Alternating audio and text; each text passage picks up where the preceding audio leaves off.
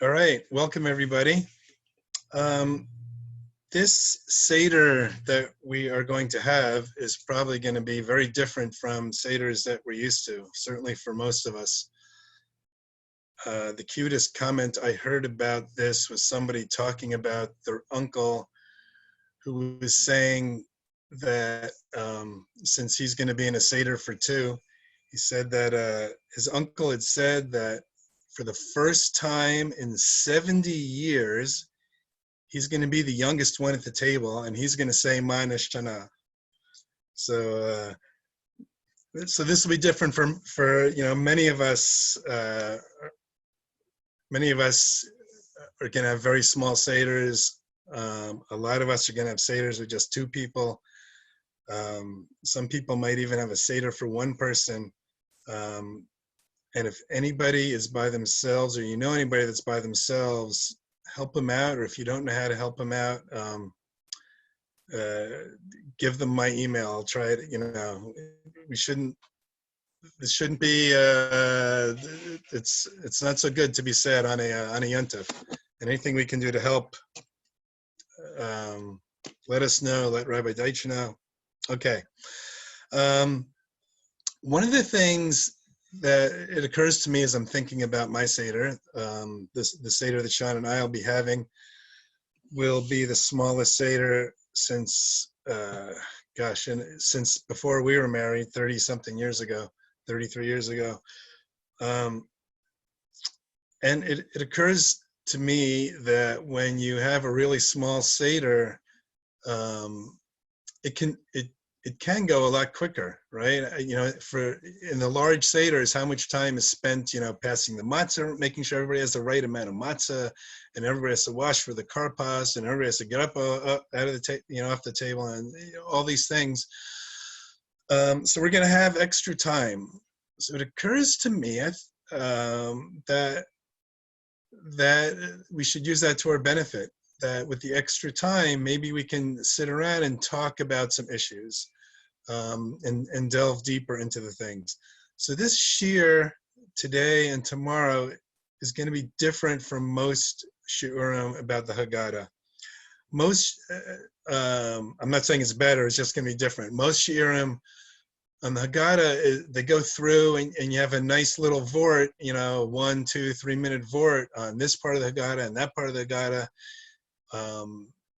And those are things you can bring up to the table, at your leisure. You can have a list of 20 things you might want to mention, and at the appropriate time, you pick 10 of them during the Seder, and you might say them and have a 1-minute discussion and move on. I'd like to do something different because we have, because we're in this unique situation.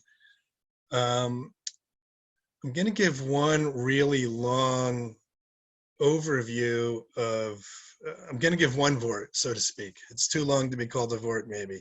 A really long overview, not really long, an overview of the whole Haggada and the structure. So often we, and then if there's time at the end, I'll give a couple of little vorts, the kind that we're used to, or ideally all of those will be tomorrow, and this will just be one topic, 1 or 2 topics. So often in terms of Pesach shiur, and also when we hear things on the Torah, how often do we hear, what's this word doing here? Why is this extra letter here? And then you make a whole thing on the one word. But so rarely do we get a chance to look at the whole picture, the whole plot of what's going on, if you're in Bereshis, right? The whole plot, or maybe the order of the parshios. We talk about those sometime, or just a whole structure of the entire book of Vayikra. How is there what's the logical structure of that? We rarely do that. We look at the trees and we rarely look at the forest. And that I would want to stress, it's not necessarily criticism. The Torah is infinite. Every little word has infinite meaning in it. So when we spend a lot of time looking at the tree or looking at one little piece of bark on one tree instead of the forest, that's still a good thing. That is still a good thing. but it's nice every once in a while to look at the forest. So what I'd like to do is look at the Haggada from a bird's eye view, or the forest kind of thing. Let's see. All right. So let's go back to the basics. It's something that we say, oops, where's my Haggada? Hold on one second.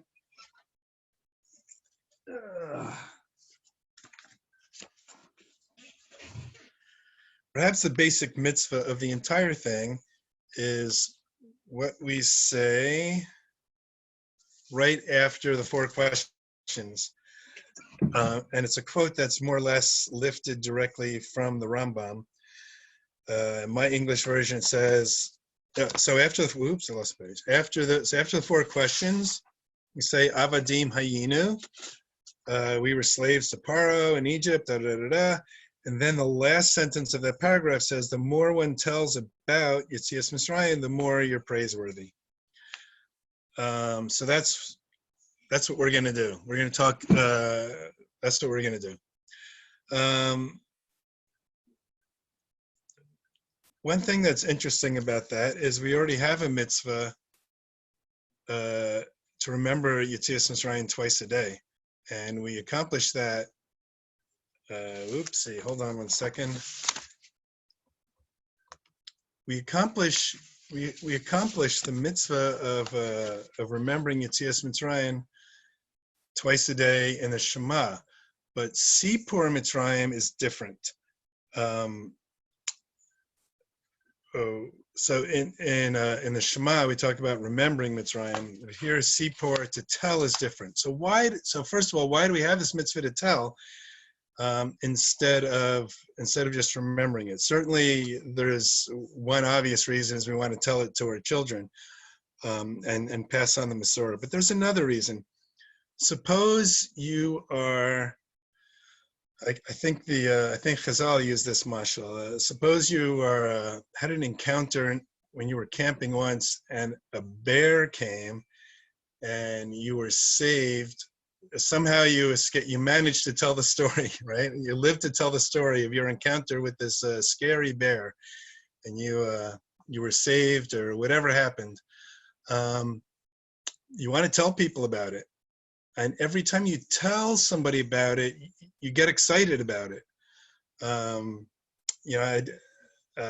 was going to tell my story of one of the scariest things that happened to me, but I don't want to take up all that time.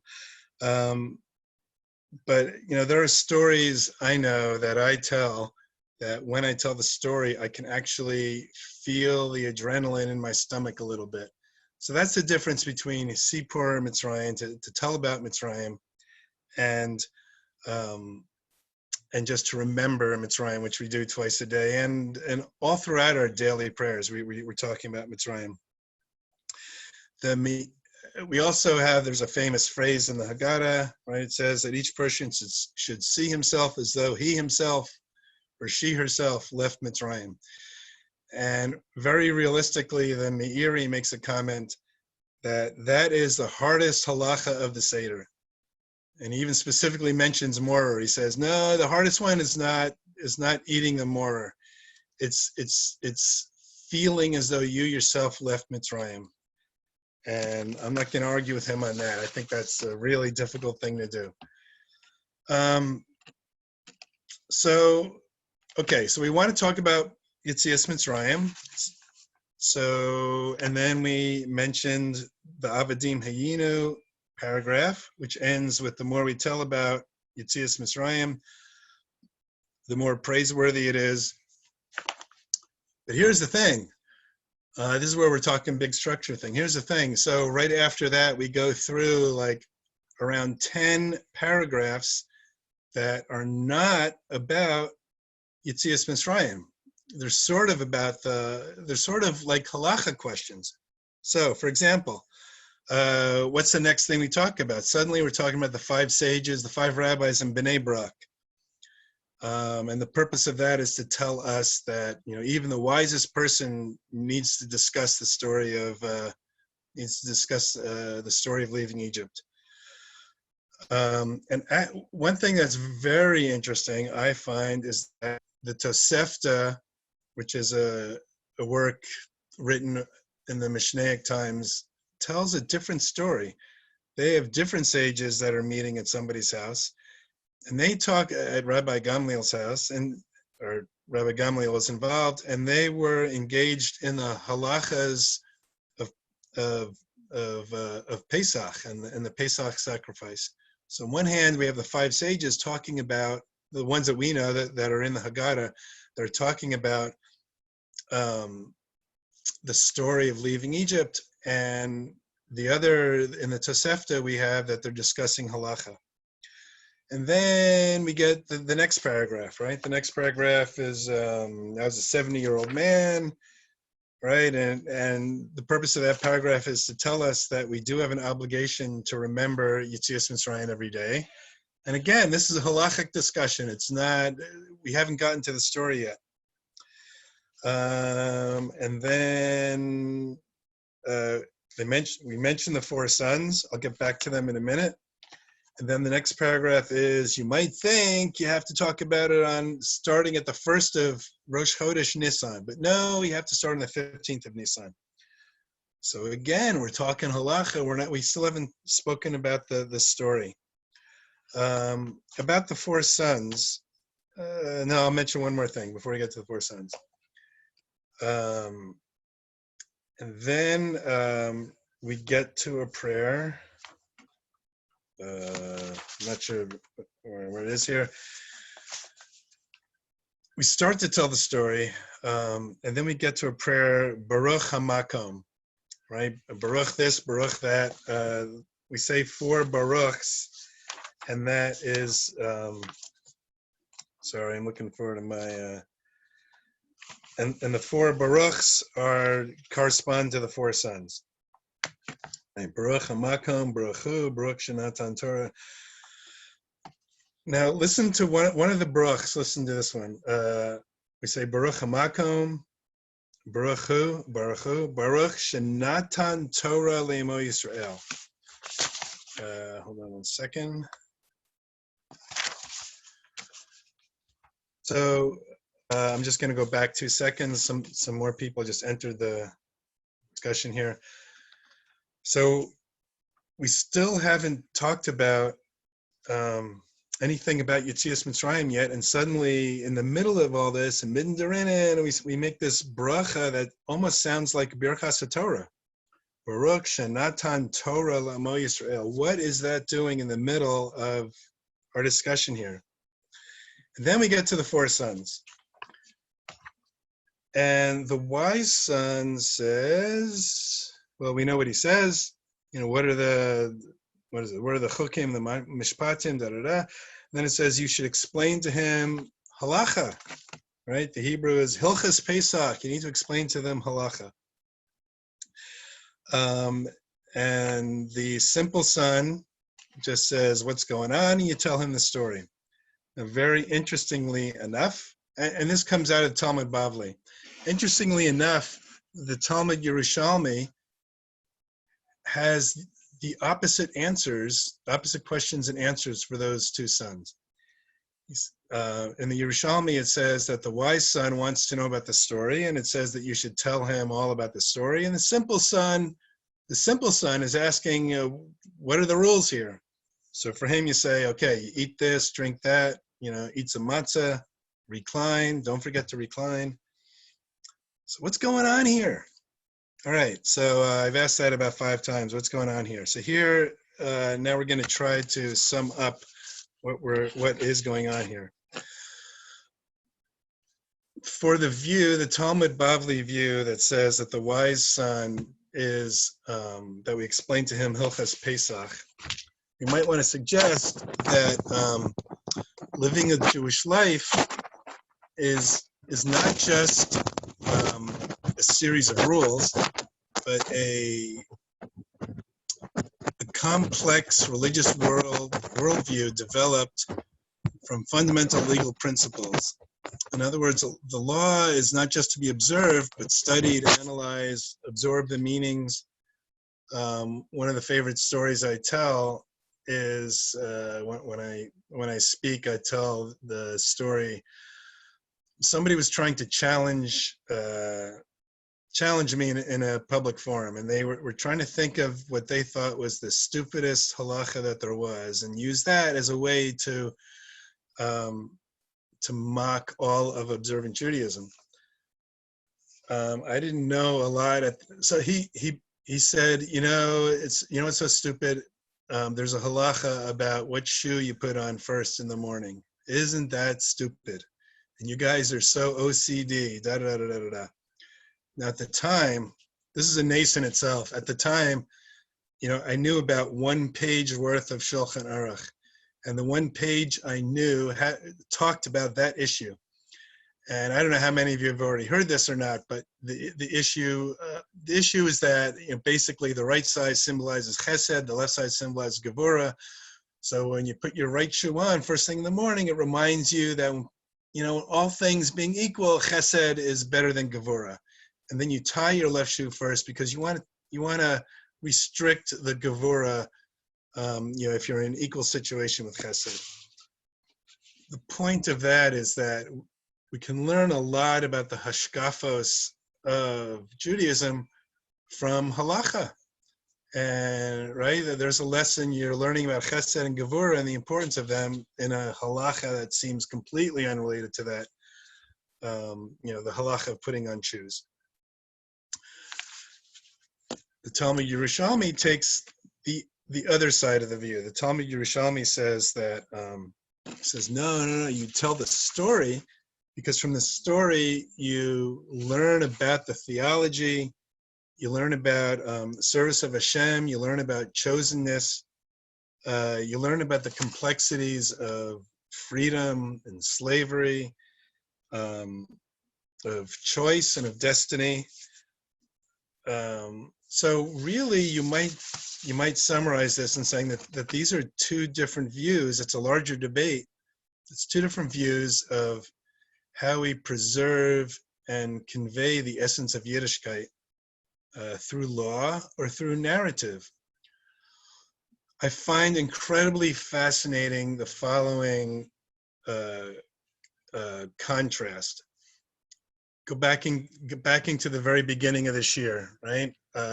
Right at the end of the Avadim Hayinu paragraph, as we said, it says, let's see, all who increase the telling of Yetzias Mitzrayim is very praiseworthy. So the Haggada has that.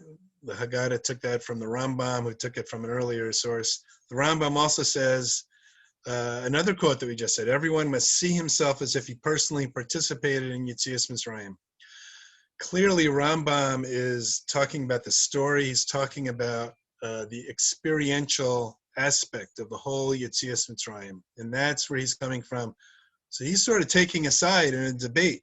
He's saying, how do we preserve the nature, preserve and convey the essence of Judaism? At least for tonight, it's a narrative. We need to explain the grandeur, the majesty, the whole Yetzias Mitzrayim. What I find astounding for those halacha geek heads like me, at least, as many of us know, the Shulchan Aruch, when he was paskening, had he convened an imaginary beis din in his head, and he convened the Rambam, the Rosh, and the Rif. Now the Rambam's teacher's teacher's teacher was the Rif, so the Rambam and the Rif almost always agree on everything. So the Shulchan Aruch almost always follows the Rambam, which is why the Shulchan Aruch itself, the Mechaber part, has a Sephardi bent to it, and that's why the Ramah had to write his things, his glosses in it, because when Ashkenazi practice differed, he wanted to explain the Ashkenazi view. So the Rambam and the Shulchan Aruch are almost always the same, sometimes word for word, and you can learn a lot. If they change 1 word or 2 words, you can learn a lot. Here, the Shulchan Aruch does not mention either of those Rambams at all. Again, the first Rambam that said, "Oh, if you increase the telling, you're praiseworthy," the Shulchan Aruch doesn't mention that. When Rambam says you must see yourself as if you personally left Mitzrayim, Shulchan Aruch doesn't mention that. Rather, the Shulchan Aruch says the person is required to delve into the laws of Pesach and Yetzias Mitzrayim. And then he goes on, and to tell the miracles until he is overcome with exhaustion. So again, I'll suggest that these are two different worldviews. One is looking at narrative, and one is looking at the halacha of Pesach. So, coming down the home stretch, for those who know the style of many Divrei Torahs, when you go on and on about two different views, what's the right answer? It's both of them, right? Of course, it's both of them. And that's the underlying message of the Haggada. So let me elaborate here. We all know that Pesach and Shavuos are connected to each other, right? We leave Mitzrayim 50 days, and we get to Har Sinai, and we receive the Torah, right? That Moshe never says, "Let my people be free." He always says, "Let my people be free to serve Hashem." So now, let's go back. I lost my piece of paper here. Hold on. Let's go back now to what I talked about was the interruption. This Baruch HaMakom, which seemed like an interruption. So, right before the description of the four sons, we abandon this topic of Pesach entirely, and we praise Hashem for giving us the Torah. And as you said before, it's reminiscent of the language of Birchas HaTorah, Asher Natan Lanu Torah. It seems kind of weird to stop in the middle and say Birchas HaTorah in the middle of the Haggada. But if we understand, here's the key point here, if we understand that we can't fulfill the mitzvah of telling the story properly, without recognizing the purpose of Yetzias Mitzrayim, and the purpose was, why, again? To receive the Torah. And it's clear that we need to appreciate the value of Torah while we are thinking about Yetzias Mitzrayim. You can't do one without the other. Obviously, you can't get the Torah unless you leave Mitzrayim, but what I'm suggesting, or not me, but what the obvious implication here is that Yetzias Mitzrayim also is pointless without receiving the Torah. So now I think we can better appreciate the profound nature of the structure of the Haggada. If when we get to, right after the Avadim Hayinu part, when we say everybody who, what's the Rambam quote, right? Whoever dwells on the story at length is praiseworthy. If we go right from there to telling the story, which is what you think should happen, that's the way the plot goes of the Haggada. If you go right to telling the story, you sort of miss half of the point of the story. Rather, what we say, and especially, when we have children, the next generation, what we're telling them is that it's not just that we're telling the story. We are fulfilling the mitzvahs, the mitzvah of telling a story in a detailed fashion prescribed by halacha. Instead of, Papers in front of the camera. Oh, sorry about that.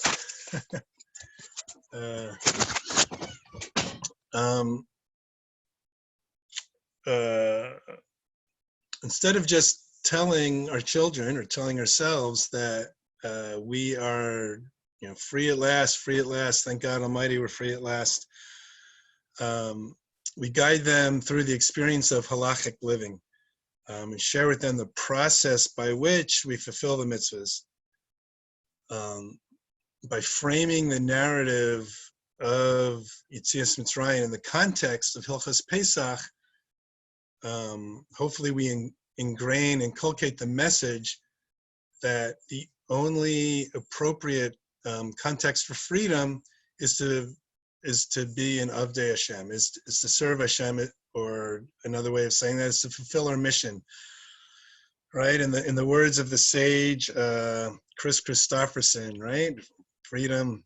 I knew Alan would smile when I said that. Thank you, Alan. Freedom's just another word for nothing left to lose. Yeah, Janis Joplin did the song, but Chris Christopherson did it first. He wrote it. Freedom's just another word for nothing left to lose. We're not, the freedom that we want is the freedom to engage in Torah, to view freedom as an opportunity to take responsibility, to fulfill our mission, and to live up to it. You know, not to engage in a hedonistic anarchy, nihilism. That's not what our freedom's about. Our freedom is, the Jewish view of freedom is freedom to be able to fulfill our God-given potential. Thus ends the overview of the Seders. So as I mentioned at top, tomorrow's half hour is going to be much more of a typical discussion of the Seder. I mean, I'll spend 2 minutes on this and a minute on that, and we'll talk about the different parts. But I thought it important because it's so rarely we talk about it, to look at the whole overall thing and how, even though we know that, I'm getting a little bit repetitive, but even though we know that Pesach and Shavuos are connected, and even though we know that the reason why we left Mitzrayim was not to be free, but to serve Hashem, rarely do we see that the Haggada is actually almost explicit about it. If you look a little bit deeper and you see these things, I mean, everything I mentioned is sort of obvious after you see it. So among other things, I hope when you go through your Haggada at your Seder, that besides looking at the minutiae details, which we should, but besides, or in addition to doing that, we also look at the bigger picture and seeing what the whole big picture of Haggada is about, what it's teaching us, and what it means to be an involved or an observant Jew. Thank you. Thanks for coming. If anybody has any questions, I guess you can unmute yourself and ask it. Otherwise, I'm sorry, yes? No, I just said Yasher Koach. Thank you. Thanks. Appreciate it. Thank you. All righty. I will be back again tomorrow, this time, same place tomorrow. And we'll delve into some of the more specifics. We'll talk about Dayenu, the question, unless everybody's already done this one, right? It would have been enough to bring us to the desert, but not bring us to Torah. What's the point of that, right? Different views on what the 4 sons represent and all kinds of little tasty appetizers like that. All righty, so thanks again. Have a good rest of your afternoon. And hopefully I'll see most of you tomorrow. Thank you, Rabbi. Bye-bye.